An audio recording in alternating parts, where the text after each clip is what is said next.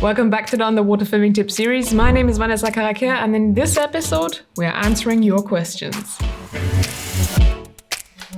And there were a lot of questions, so we're going to split this up in 2 videos. And we're going to try to answer everything, but don't be bummed out if your question hasn't been answered in this video. Stay tuned for the next one. Or maybe you forgot the hashtag BTM Underwater Filming Tips, so we didn't include it because of that. And for the record, we had to shorten down a few questions to the core information just because they were a bit too long. So let's dive right into answering all of your questions. So the first question is from Marek L. Is optical stabilization good enough for underwater filming? For example, the Fuji X-T20. If your setup is properly balanced, then you should be fine with that. We talked about buoyancy in the buoyancy episode, so go and check that out. You can film in higher frame rates and then slow it down in post-production. That's going to give you smoother shots as well. And if you just have a tiny bit of shakiness, then you can use a stabilizer in post-production. The next question is from Luciano Astolfi. I'm not really sure if that's pronounced correctly. He would like to know how to properly white balance during night dives or cave dives. So no ambient light. We actually just talked about this in the previous episode. What you do is you set your Kelvin value of the white balance to match the Kelvin value of your video light. So in this case, it's 5,600 Kelvin.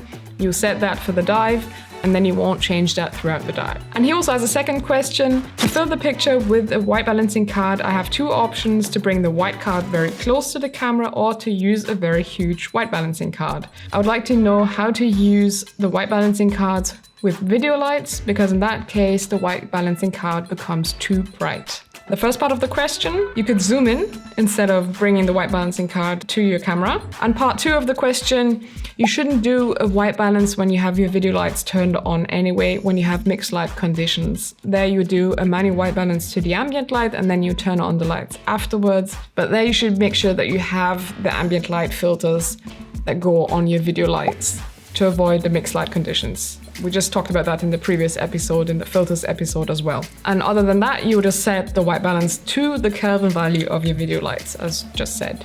Next up is JTV. After 3 weeks of liveaboard, do you have a lot of content? Does it make sense to make a 30-minute plus video or rather a shorter 3 to 5 minute video? How do I choose the content and where do you get your music from? So part 1, if you want to make a full trip report and you have enough content to fill 30 minutes, then for sure go ahead and make a 30-minute video. If it's just 30 minutes of clips added behind each other, it's gonna start to get boring. So you're gonna have to have a story that you want to tell. And in that case, you're gonna need a lot of shots, like above water, underwater. You're gonna need B-roll, maybe on the liveaboard, interviews with the people. Try to bring a story to life. If you don't have that story, then 30 minutes is too long. If you just want to make a short creative film, even 5 minutes is too long for that. Stick to around 3 minutes. And what you could also do is you could make a 1 to 2 minute trailer to actually intrigue people to watch the longer version. But if you really want to do a longer version, you're going to have enough value to bring to your audience. And how to choose content, try to get the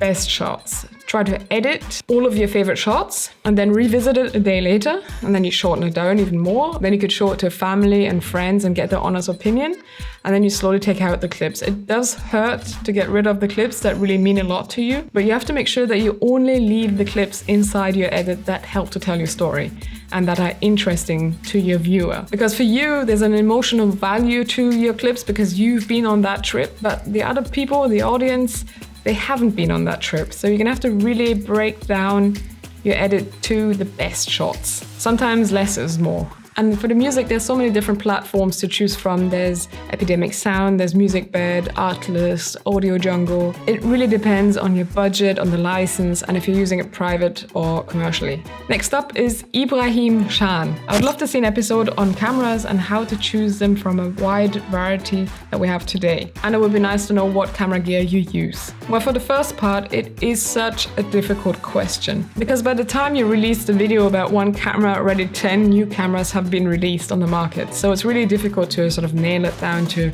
a specific camera. But we will have an episode on what are the main features you should be looking out for when you're going to get a camera for underwater filmmaking. And we use Red cameras, Panasonic GH4s, GH5s, and GoPros.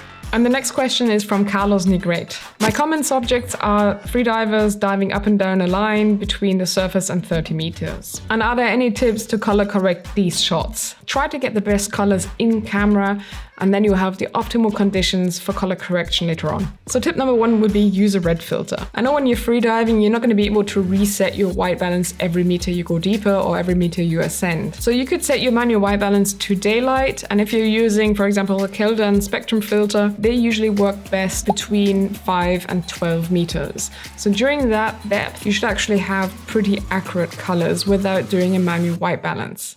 And the other thing that you can do is you can dive down to the depth where you're going to be most of the time, and then you set your white balance with your white balance card, and then you'll just save it to one of your presets. So next time you dive down at the same depth, you have the accurate white balance. And you could actually do that at multiple depths, and then you can change them very easily throughout your dive. And for the color correction part, well, it's really hard to say from here because I cannot see your footage. So I'm not really sure how and what you should tweak to get the best results. But we're planning to make an episode where we will color grade your footage. So if you like this idea, leave a comment below with the hashtag BTM color grade my footage. I think that could be really fun. So the next question is from Vincent Lu. How to stabilize footage when shooting macro or super macro videos? Number 1, use a tripod. Number 2, film in higher frame rates and then you can slow it down in post. And number 3, stabilize in post-production. And number 4 would be to have a camera with an in-body stabilization where the sensor is stabilized, or at least have a lens with an optical image stabilization. Next up is Ibrahim Halim. I hope I'm pronouncing that correctly. My company provides me with the Sony AX100 together with Keldan lights. Now I'm looking into buying my own video rig. What would you suggest for lens, housing and camera? That again is really a hard question to answer because I don't know your budget. The Keldan lights are definitely the way to go. The AX100 is a camcorder type of camera. I'm not sure if that's what you still want to go for, or if you would rather want to go into compact cameras. The Sony RX100 is pretty good. You want to go into interchangeable lenses. The A6600 or the A6400 from Sony. These are really good cameras. Panasonic GH4, GH5. If you want to go full frame, the Sony A7 series, most of the cameras are really good. And Canon has a EOS R. So it just depends on what you're looking for and how much you want to spend. Next up, Jessica Meyer. Awesome idea. Well, glad you like it. And you're finally watching my videos. Thank you. Splash underwater photo and video. We dive daily with a Sony a6000 APS-C sensor, 16mm f3.5 kit lens, doing both photos and videos. What would help the most to improve our video quality? 1, a wider lens, for example 10 to 18mm. 2, a faster lens, so with a wider open aperture. 3, a bigger camera sensor. So to point number 1, a wider lens will make sense if you film a lot of big marine life or if you film a lot of wide-angle landscapes. And to point number 2, a faster lens will give you a shallow depth of field, but not only that, it will actually help you in low light conditions because you can open up that aperture and let a lot more light hit the sensor. But with Sony cameras, you can go to really high ISO values because they're so good in low light. I'm not really sure if that would be the reason why you would get a faster lens. The reason for a faster lens would be to have that shallow depth of field. But personally, I wouldn't open up that aperture all the way underwater because the focusing becomes a lot more difficult. And for point number 3, the bigger camera sensor, well, again, it depends on what you want to do. If you're going for low light, then a bigger camera sensor is going to give you better low light performance. So in your case, I would actually say go for the wider lens, just for the storytelling reason. A wider lens will give you more flexibility and creativity to tell your story. So anything that's going to help to tell your story, that's going to be the most important part. And quality is not going to help you to tell your story, but being more creative, having more flexible options, that's going to help to tell your story. Second question, is it worth to invest in an expensive brand red filter, or doesn't it make a lot of difference as long as you have a red layer in front of your lens? Definitely go for a quality red filter. Why would you buy an expensive high quality lens and then just add a low budget, cheap quality filter in front of it? Not only your colors are going to lack in quality, you're going to actually introduce more noise, you're going to have less sharpness. So get a high quality filter. That actually goes for every kind of filter that you use in front of your camera lens. And the reason is very simple. If you, for example, go on a liveaboard 3 weeks on the open ocean with the full sunlight, you're not going to wear cheap sunglasses and damage your eyes. Why would you buy a Porsche and then just add cheap tires to it? It doesn't make sense. And they have another question. Question number 3. We want a diopter from a friend. A macro lens would make it better. Is it even possible to use both things together? Okay, I'm assuming you mean using the macro lens with the diopter. The diopter is essentially a magnifier. If you have your underwater housing with your macro port, you can simply screw on the diopter to your macro lens. So yes, it's possible to use both, and I would definitely encourage you to use both, because once you've used a diopter, you're never gonna not use it. Next up is Gabe Hernshaw. I'd like to know what you would recommend for settings using a GoPro Hero 7 Black, as I've read that I can either have a narrow view in 2.7K at 60 frames per second or wide in 4K at 60 frames per second. I'm aiming to be diving in maximum 30 meters in blue water. The answer is pretty simple. You would use the narrow setting for closer shots, for close-up shots, and then you will film with the wider setting if you're filming big marine life or underwater scapes. Go and check out our action camera episode, that will be interesting for you. And his second question is, would you recommend a red filter and 2 1200 lumen lights?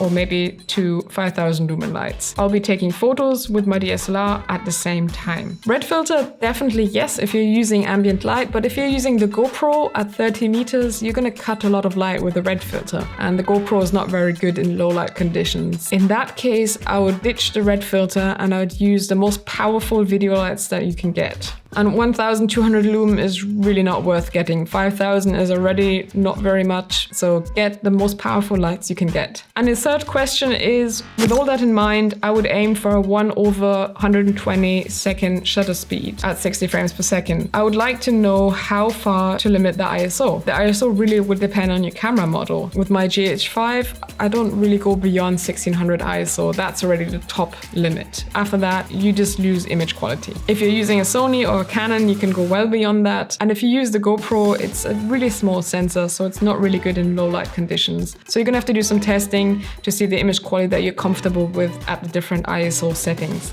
Next up is Ramon. I do not use a white or gray card because I already carry a lot of things. When I use the sand or similar for a manual white balance, my camera usually goes to 30,000 Kelvin or more. What can I do? If you carry a lot of things, then you'll for sure carry a dive slate and just use that. And if you don't have a dive slate, get a white balancing card. If you're carrying so much stuff anyway, it's not gonna make a difference. And Ramon has a second question. I have 2 12,000 lumen lights. Great. Do you recommend a manual white balance when filming with the lights, or can you leave the automatic white balance? Never use automatic white balance. We talked about this in the white balancing episode. And if your lights are the main light source, as mentioned, set your Kelvin value to the Kelvin value of your video light throughout your dive, and you'll be fine. Next question is from Bradley Monell. When diving a multi-level dive between 5 and 20 meters, have you found a quick way to capture white balance, to set the exposure so the shot doesn't look too rushed? Well, these are exactly the most common things I have to change like all the time, plus the manual focus. So I reset the white balance every time I change my depth. I would reset focus, obviously, depending on what I'm filming. I have to reset the exposure if anything changes with the exposure of the image. So no, I haven't found a way around it yet. You could go full automatic, you know, then you shouldn't be watching this series. Next up is Daniel Ankers. I'm looking for a good action camera for my diving. I've used GoPros in the past, but they're just not for me. So what's a good alternative for someone who doesn't go deeper than 40 meters and doesn't want to start a whole collection of different filters? So basically most action cameras work similar, so it's going to be hard to find an action camera that's totally different. But there is the DJI Osmo Action, there's a DJI Osmo Mini, there's Rollei, and there's some different models from Sony that are called FDR-X3000. They're slightly different than the typical GoPro. And if you want to have proper and good colors, well, there's no way around good filters. Next question is from Robert Pinch. I have an Ixels 132 with an Ike-Light housing. I only dive a couple times a year and really only around 20 meters. I have a budget from 500 to 1,000 pounds, and I would like to know what I should purchase next for the setup, or should I start again from scratch? Well, I had exactly that setup a while back, and I used it like 5 times, and then I resold it because it was so crappy for me. It just did not work at all. The buttons on that Ike-Light housing just did not work. The shutter release button didn't work. I don't know if that was just an issue with my setup or if you have the same issue. If you do have the same issue, then I would definitely get another setup. And also this camera is pretty old and it's really limited and the quality is not that good for filming. So if I were you, I would look into maybe the Sony RX100. They're really good. You can get the older versions and that would actually fit into your budget. And we talked about housings in one of the older episodes, so go and check that out to see what you have to look out for when you're getting a new underwater housing. Next up is spirits. Can you make a video about what kind of tripod to use for macro video and how do you get a very stable and sharp macro video in the dark?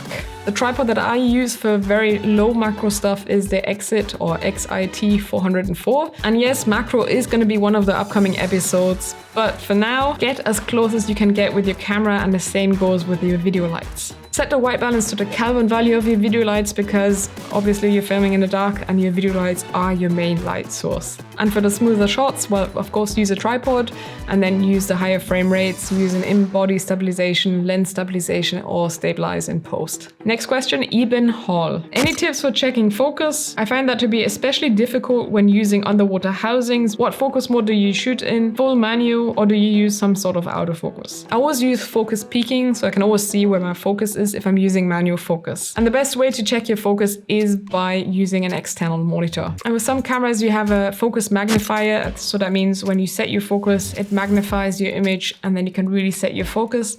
And then when you hit record, it will jump out and you'll see your normal image. Usually I would film in manual focus, especially if I'm filming something like macro, then I would definitely use manual focus. If I'm filming in clear water and I have some sort of fish swimming around, I may use the autofocus, but in general, it's manual. What is your go-to lens for filming underwater? I understand there are specialized situations, but if you want to capture a nice variety of shots in one dive, what is the lens you reach for? I use the 12 to 35 2.8 Lumix lens. That's a full frame equivalent of 24 to 70, and that's definitely the lens that I'll go to if I don't know what I'm expecting and if I'm doing a checkout dive. Gabriel Camillo, which is the best camera to start underwater photography? Well, now I have a question for you. Which is the best bike to start cycling? Next question is from Lucas Walter Diving. Are you doing any workshops? If you're interested in a real workshop, a real behind the mask video workshop, well, leave a comment below and let us know what would be the topics that you'll be most interested in, and it will be interesting to know in which location you are and which location the workshop should be. But what I can say is come and join us on the boat show in Germany, in Düsseldorf, next year in January. And Lucas Walter Diving has a second question. Any tips on custom white balance for Sony cameras? They often give back an error underwater because it's outside the 9900 Kelvin range. Same as before, use a red filter. This will improve your white balance on the Sony cameras a lot. And the next question is from Chris Underwater. What happens if you bring an underwater drone to an area with great white sharks? Well, I can tell you that, and you know it. It gets eaten in 2 minutes. And this is a true story from Guadeloupe Island. I hope you're doing well, Chris. Your footage looks amazing. And the next question is from Philip Sanden. I was wondering which are the best weights to trim a dome port. We talked about this in the buoyancy episode, so go and check that out. I use roof lead sheets for that. And then I just cut them out and place them on top of the dome port. And the next question is from Massimiliano Fardo. I hope that's right. Can you suggest me an underwater kit, tray and lights for shooting with a GoPro that doesn't cost an arm and a leg? Well, instead of getting cheap lights that are not worth it, just don't get any lights. Save up and get good lights when you can afford it. And until then, use high quality red filters. Film in the shallows in really good water quality with a lot of sunlight, and that will give you the best results. Once you have enough budget, then you can upgrade to really good video lights. The second question, how it works with red light for underwater shooting. I don't really use red lights, but it's used to focus on marine life and not to scare them off because they cannot really see the red wavelength. And this is mainly used for underwater photography. And last, and in this case, maybe least, Koch Umay. I'm not really sure. What is an easiest way to make sure that every shot is perfect? Simple answer? Become a director and let the underwater pro camera person do the job. And that's it. I really enjoyed this and we should definitely do this more often. I hope this video was helpful to you. If it was, give it a thumbs up, subscribe to the channel if you aren't already, and if you have any questions, as usual, leave a comment below. If you really want to have us color grade your footage, then use the hashtag BTM color grade my footage. And then we'll figure out a way how to make that happen, and we're gonna let you guys know. Safe diving, and I'll hopefully see you in the next episode. Okay, wow. It's late. I have to get to bed now. Good night.